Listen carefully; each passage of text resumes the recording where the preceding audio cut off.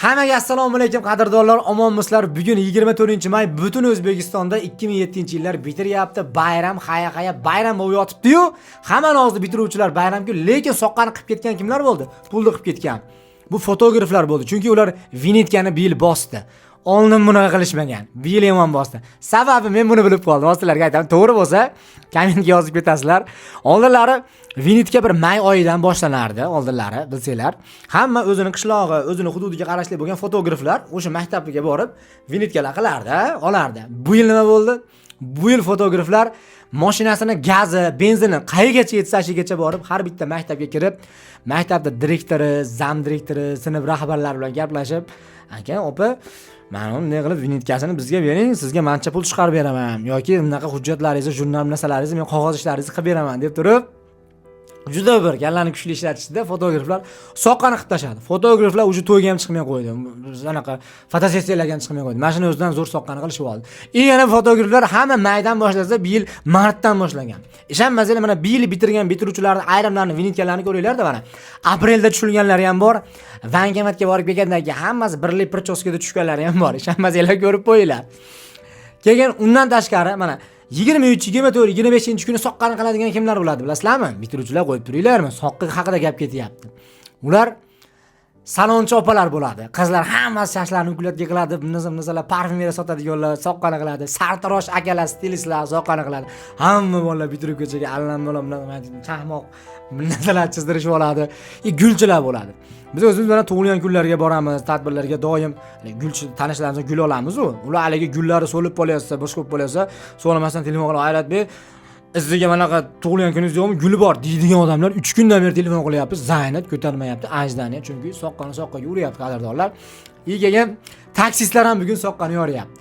Chunki bitiruvchilar nima qiladi? Ayniqsa biz vodiyda bitiruv kecha tugagandan keyin hammasining qo'lida puli bor. Birov bilan talashmaydi, narxi ham.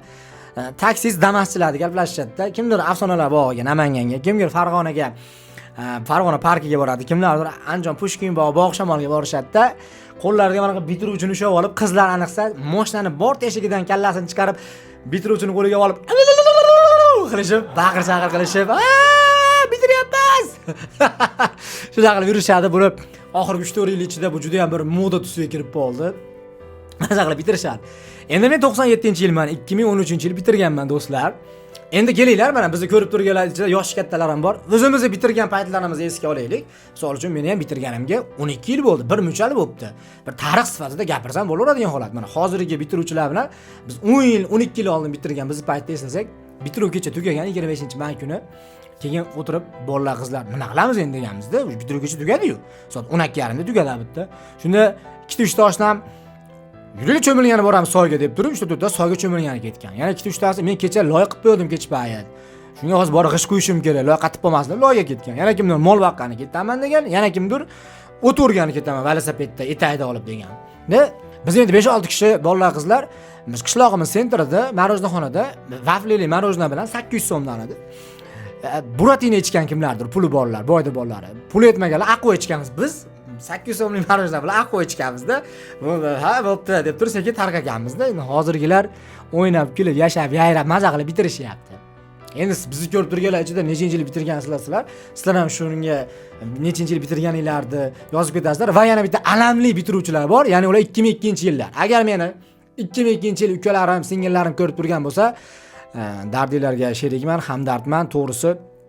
Chunki bular karantin paytiga to'g'ri kelib qoldi, 2002-yillar.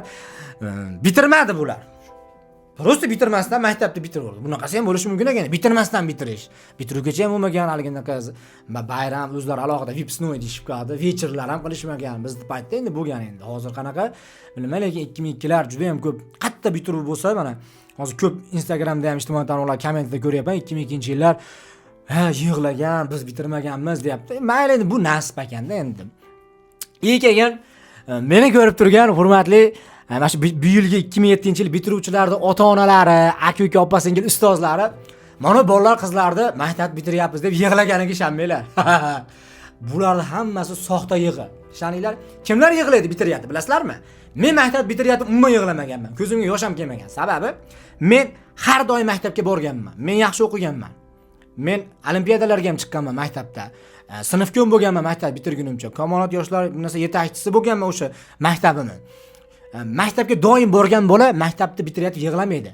Maktabga kam kelganlar yig'laydi risopkaga o'xshatib. Chunki kam kelgan bitirayotganda aylanayapmiz. Hayon o'qituvchim, sinfdoshlarim sizlarni sog'inaman deb narsalar qilib oldin daftarlarga yozib, devorlarga yozilardi. Bizda endi knopkali telefonlar paytda bitirganmiz-ku biz. Hozir endi internet, hozir bitiruv xonasiga kirsangiz sharlar, katta qilib orqaga rasmlarini ilgan. Hozirgilar maza qilyapti. Shu yig'iga ishonib qolmanglar. Meni ham maktabga umuman kelmaydigan sinfdoshlarim bitiryapsiz, rosa yig'lashib bergan. O'sha narsaga ishonib qolmanglar. Yana hozir mana yoshlar ichida moda tusiga kiryapti. Biz paytlarda yo'q edi.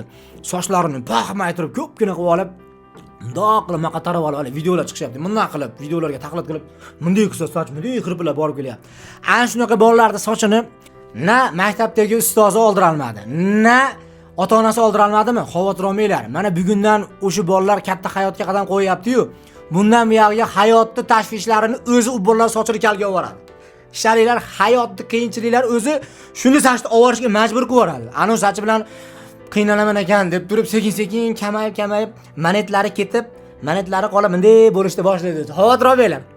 Hayotga tashab qo'yinglar bo'ldi. O'zi hayot tarbiyalab cho'tga qilib oladi bundan buyog'ini. Yana hozir endi mana yosh bizdan keyin bitirayotgan oxirgi mana 2000-yilda bu yoqda bitirayotganlar mana bu yil bitirganlar, o'tgan yil bitirganlar, 2006-yil bo'lib bitirganlar, mana 2007-yilda bil bitirdi. Sizlar ustozingizlarga nima sovg'a qildinglar? Mana shuni ham kommentga yozib ketinglar. Biz paytda biz o'sha 2013-yil bitirayotganimizda ustozimizga haligindaqa ana daraxt gul bo'ladi-yu, sun'iy daraxt gul bilan ventilyator sovg'a qilganmizda.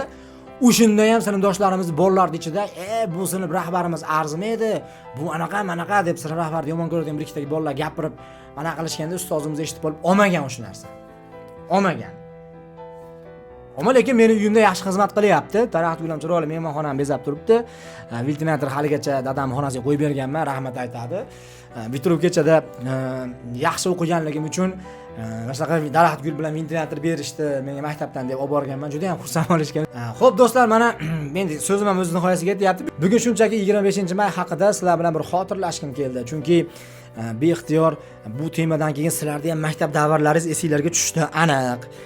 Va kommentariyaga men iltimos qilaman, kim qaysi maktabda nechinchi yil bitirganini, kimi bitirganiga necha yil bo'lganini yozib ketsin. Men Andijon viloyati Asaka tumani Qoratepa qishlog'idagi 46-umumiy o'rta ta'lim maktabini 2013-yil bitirganman va bitirganimizga bu yil 12 yil bo'ldi, bir muchal bo'ldi.